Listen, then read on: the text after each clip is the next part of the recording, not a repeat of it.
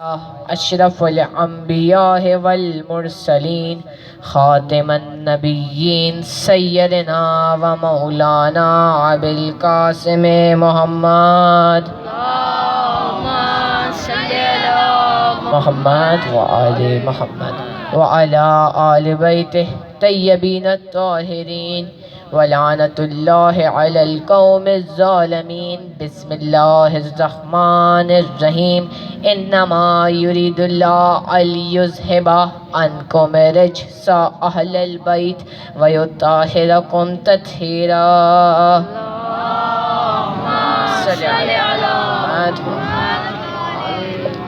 اعوذ باللہ من الشیطان الرجیم. بسم اللہ الرحمن الرحیم. الحمدللہ الذی جعلنا من المتمسکین بولایت امیر المومنین علی بن ابی طالب. صلوات.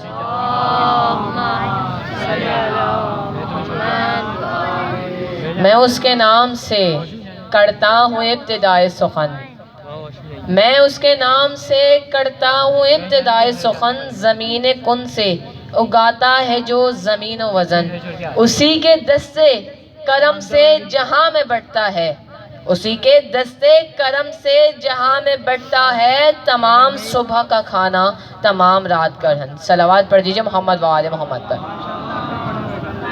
صلی علی محمد و آل. سب سے گزارش ہے سب ساتھ مل کر صلوات پڑھیے محمد و آل محمد پر. صلی علی محمد و آل محمد. عزیزان محترم، زوجہ رسول ہیں، وہ فرماتی ہیں کہ رسول خدا ایک دن میرے گھر آئے اور جب رات کا وقت ہوا وہ سو جاتے ہیں. رات کے کچھ پہر کے بعد میں اٹھی، دیکھا رسول خدا گھر میں نہیں ہے. میں نے پورے گھر میں ڈھونڈا لیکن رسول خدا کہیں نہیں ملے.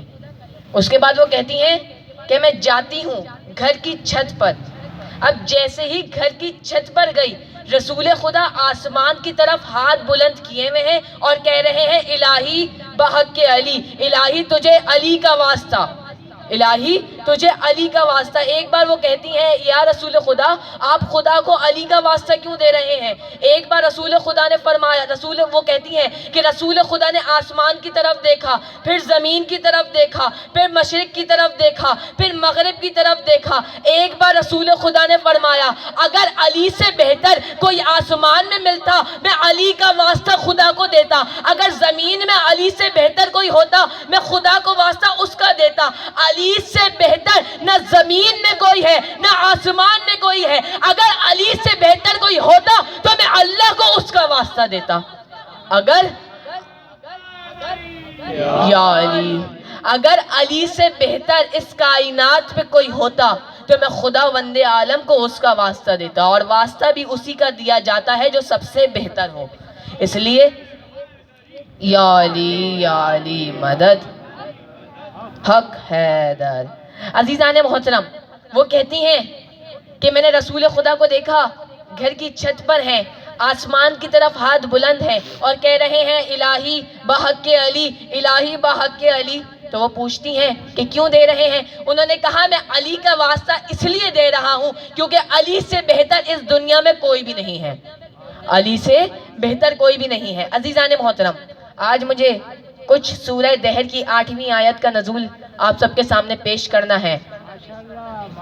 یہ تب کا واقعہ ہے جب حسنین کریمین بہت بیمار ہوئے اور بیماری نے اتنی شدت پکڑ لی کہ بی بی فاطمہ اور مولا کائنات بہت پریشان ہوئے. مشکل کشا ہے مولا کائنات، لیکن رسول خدا کے پاس آتے ہیں، کہتے ہیں یا رسول خدا حسنین کریمین بہت بیمار ہو چکے ہیں اور بیماری نے بہت شدت پکڑ چکی ہے.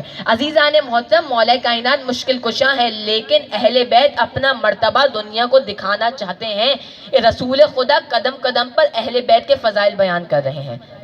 رسول خدا نے کہا اے فاطمہ حسنین کریمین ٹھیک ہو جائیں گے، لیکن اس سے پہلے خدا وند عالم کی بارگاہ میں دعا مانگو. اگر حسنین کریمین ٹھیک ہو گئے تو میں 3 دن کا روزہ رکھوں گی. عزیزان محترم، جناب فاطمہ نے پروردگار عالم کی بارگاہ میں دعا مانگی اور دعا قبول ہوتی ہے. مولا حسن اور مولا حسین ٹھیک ہوئے. جیسے ہی مولا حسن اور مولا حسین ٹھیک ہوئے، پہلے دن کا روزہ رکھنا ہے اب فاطمہ اور علی کو۔ اب جب پہلا دن آیا، مولا کائنات اور بی بی فاطمہ روزہ رکھتے ہیں سحری کے وقت۔ اب جیسے ہی سحری ہوئی، حسن اور حسین کو پتہ چلا ہمارے والد اور ہماری والدہ روزہ رکھ رہی ہیں۔ وہ کہتے ہیں جب ہمارے والد روزہ رکھ رہے ہیں ہم بھی روزہ رکھیں گے، ہم بھی روزہ رکھیں گے۔ اب جب حسنین کریمین آئے، اس کے بعد بی بی فضہ آتی ہیں، کہتی ہیں اب جب گھر کے مالکن اور مالکہ روزہ رکھ رہے ہیں تو گھر کی نوکرانی بھی روزہ رکھے گی۔ روایتوں میں ملتا ہے کہ فضہ نے بھی روزہ رکھا۔ پانچوں افراد ہیں روزہ رکھ رہے ہیں گھر پہ۔ افطاری کا وقت ہوا، مولا کائنات کو چلاتے ہیں۔ بی بی فاطمہ نے 5 روٹیاں پکائیں۔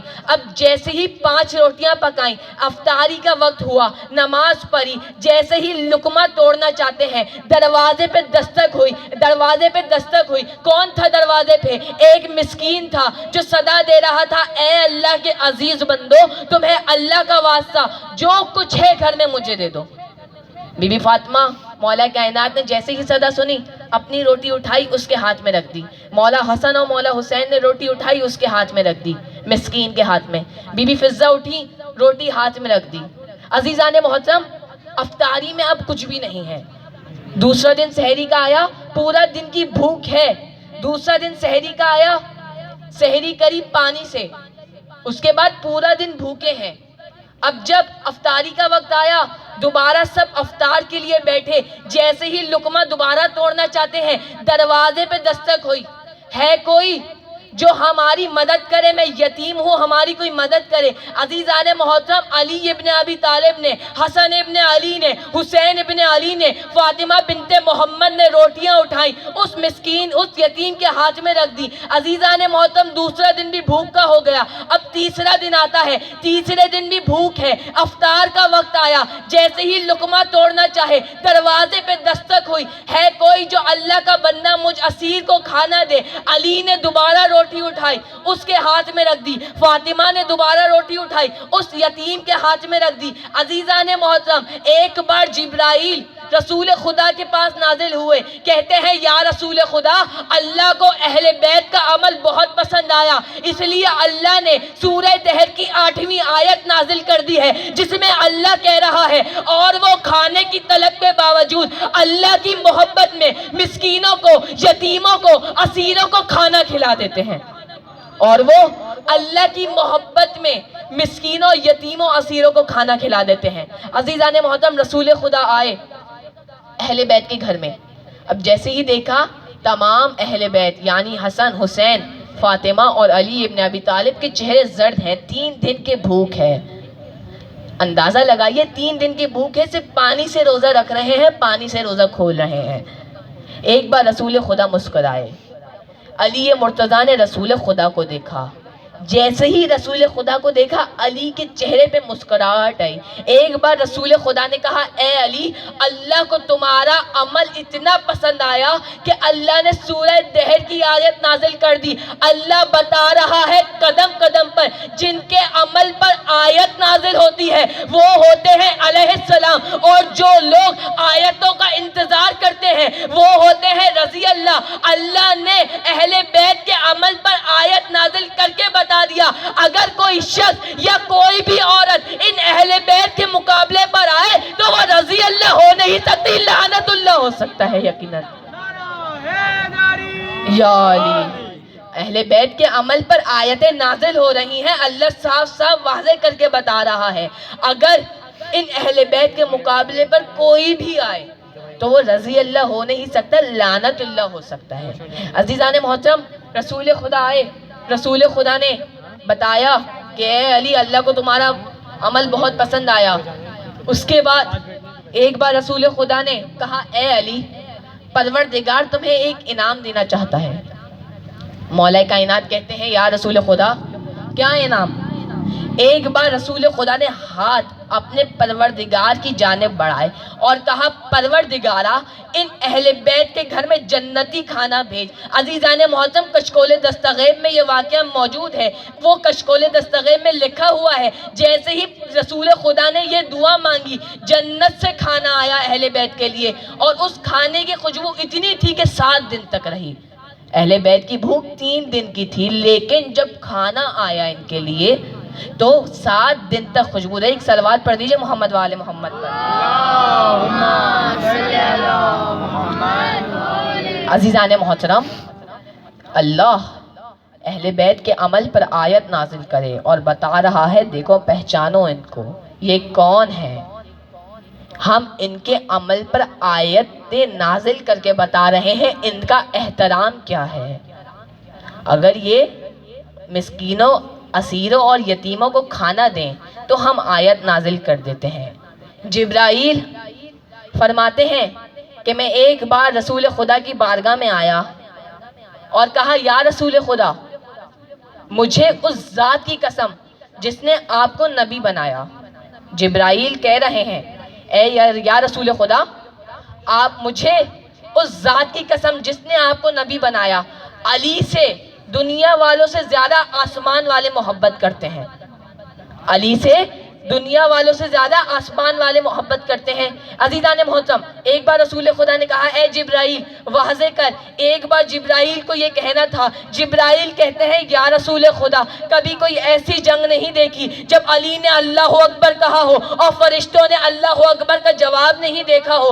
عزیزان محترم جبرائیل کہتے ہیں یا رسول خدا ہم نے کوئی ایسی جنگ نہیں دیکھی جس میں علی نے تلوار نکالی ہو اور فرشتوں نے تلوار نہ نکالی ہو۔ عزیزان محترم جبرائیل کہتے ہیں یا رسول خدا اگر آدم کی عبادت سلیمان کی شجاعت، کسی بھی نبی کی شجاعت دیکھنی ہے تو علی کا چہرہ دیکھ لیجئے۔ عزیزان محترم جبرائیل بتا رہے ہیں جو علی کا چہرہ دیکھ لے گا سمجھو اس نے تمام نبیوں کی عبادت دیکھ لی، تمام نبیوں کی حکومت دیکھ لی۔ اگر کوئی چہرہ نہیں دیکھ پائے تو علی کا ذکر کر لے، علی کا ذکر جہاں پہ ہوگا وہاں پہ انبیاء کی عبادت کا تذکرہ ہوگا، جہاں پہ علی کا ذکر ہوگا وہاں پہ سلیمان کی حکومت کا تذکرہ ہوگا۔ پر محمد والے محمد بلند ترین صلوات۔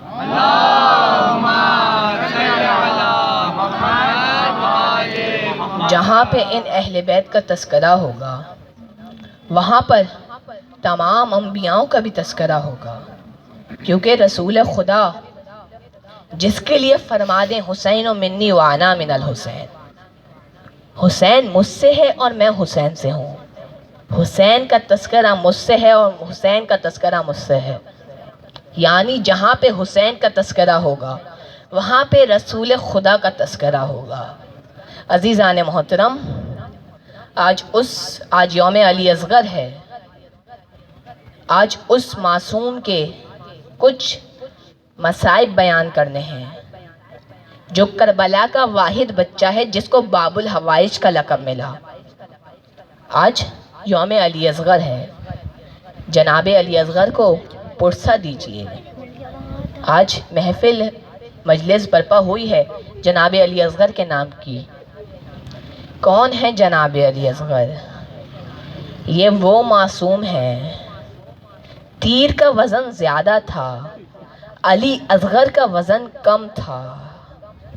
عزیزان محترم عزادارو بس 2 روایتیں سن لیجئے۔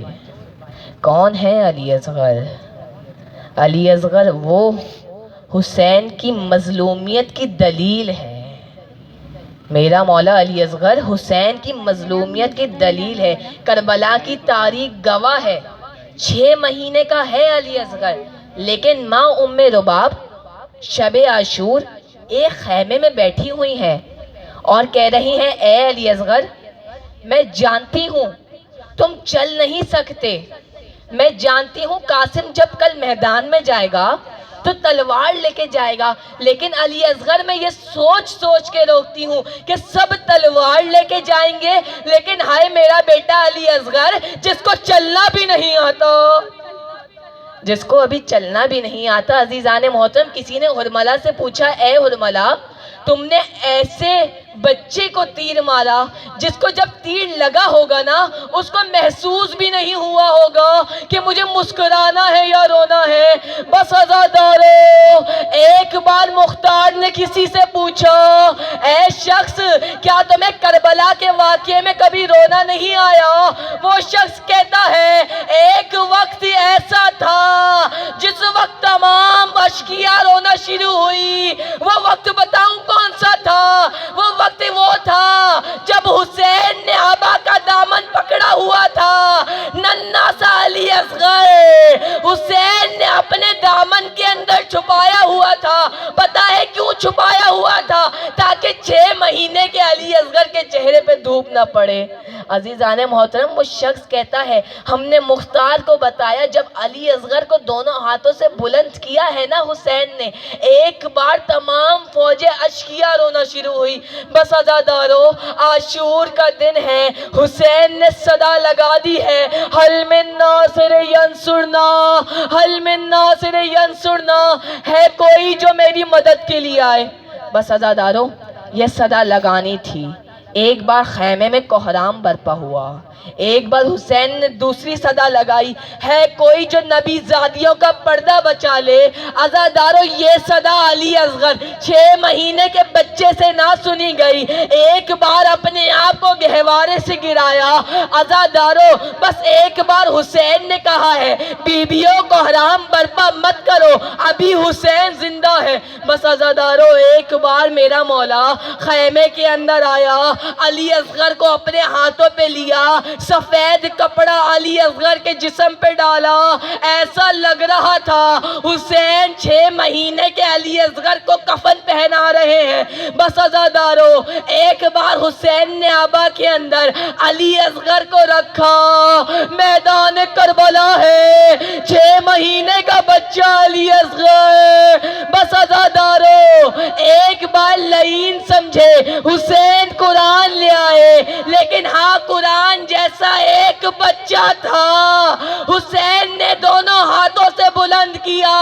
عمر ابن سعد کہتا ہے اے حرملہ, حسین کا کلام قطع کر, پہلا تیر چلاتا ہے. 6 مہینے کا علی اصغر نہیں چلا. جب تیسرا تیر نہیں چلا نا, عمر ابن سعد کہتا ہے اے حرملہ تیر کیوں نہیں چل رہا؟ حرملہ کے الفاظ دیکھیے. حرملہ کہتا ہے اے عمر ابن سعد, جب تیر چلانا چاہتا ہوں کوئی بی بی خیمے سے باہر آتی ہے, کہتی ہے اے حرملہ کیا تیرے بچے نہیں ہیں؟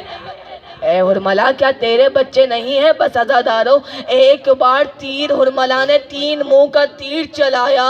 علی اصغر کی ایک کان سے چھتا ہوا, دوسرے کان سے نکلا.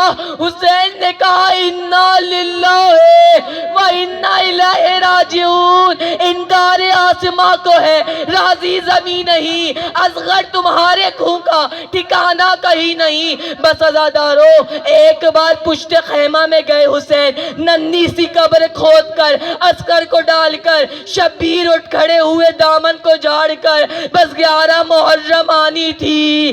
ایک بار سروں کی گنتی کی جا رہی تھی, ایک سر کم تھا. کوئی لعین کہتا ہے حسین نے پشت خیمہ کسی کی قبر بنائی ہے. 4 گھڑ سوار نیزہ لے کر بڑھے.